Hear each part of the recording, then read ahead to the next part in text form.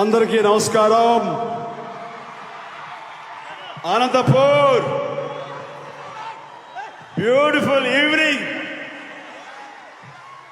కానీ ఒక సెంటిమెంట్, మీరు గతంలో చూస్తే నేను ఎప్పుడు రాయలసీమకు వచ్చినా ఆ నేల తడుస్తుంది.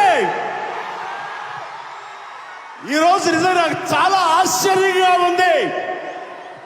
నేను పొలిటికల్ గా నేను క్యాంపెయిన్ చేసినప్పుడు పులివెండలో కానీ సినిమాలో ఇందిరా చేసినప్పుడు ఆ వరుణ దేవుడి ప్రార్థిస్తూ పాడిన పాటకి అలాగే వర్షం కురిసింది.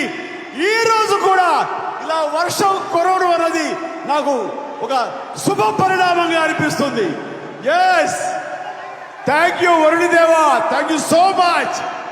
ఇవన్నీ ఆ భగవంతుడి ఆశీస్సుగా భావిస్తున్నాను. సైలెన్స్. ఇక్కడ నేను పూర్తి స్థాయిలో మాట్లాడే ముందు ఈరోజు ఉదయం ఒక విషాదం చోటు చేసుకుంది. సూపర్ స్టార్ కృష్ణ గారి సతీమణి సోదరుడు మహేష్ బాబు గారి మాతృమూర్తి ఇందిరాదేవి గారు కాలం చెందారు. ఆ కుటుంబం చాలా విషాదంలో ఉంది. వారి కుటుంబానికి, కృష్ణ గారికి, మహేష్ బాబుకి, 50 మందికి నా ప్రగాఢ సానుభూతిని ఈ గాడ్ ఫాదర్ స్టేజ్ నుంచి వాళ్ళకి తెలియచేసుకుంటూ ఆ మహాతల్లి ఆత్మకు శాంతి చేకూరాలని మీ సమక్షంలో కోరుకుంటున్నాను. Thank you. కానీ ఇంత వర్షం పడుతున్నా ఎవరు కదలకుండా ఉన్నారే, అది నిజమైన ప్రేమగా నేను భావిస్తున్నాను.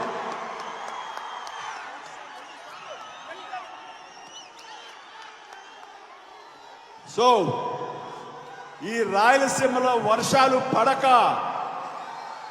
నేల నెర్రులు చాస్తుంటే చిరంజీవి వచ్చాడు, వర్షం వస్తుంది. ఈ సెంటిమెంట్ మళ్ళీ పునరావృతం కావడం అన్నది నేను గొప్ప విజయ సంకేతంగా భావిస్తున్నాను. Thank you my friends. ఈరోజు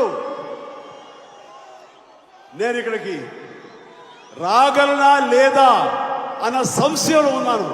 ఒక టెన్షన్ అనుభవించాను.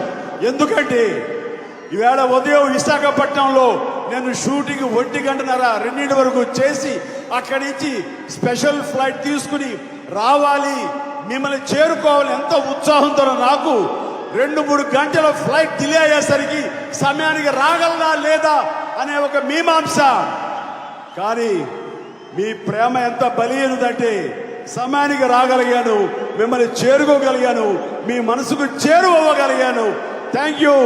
మీ యొక్క అభిమానానికి ఎప్పుడు నేను శిరస్సు వచ్చి నమస్కరిస్తున్నాను. ఈ లూసిఫర్ మలయాళంలో రిలీజ్ అయినప్పుడు నేను చూడడం జరిగింది. ఈ గాడ్ ఫాదర్గా ఇది మారడానికి, నేను చెయ్యడానికి ప్రధానమైన కారణం రామ్ చరణ్.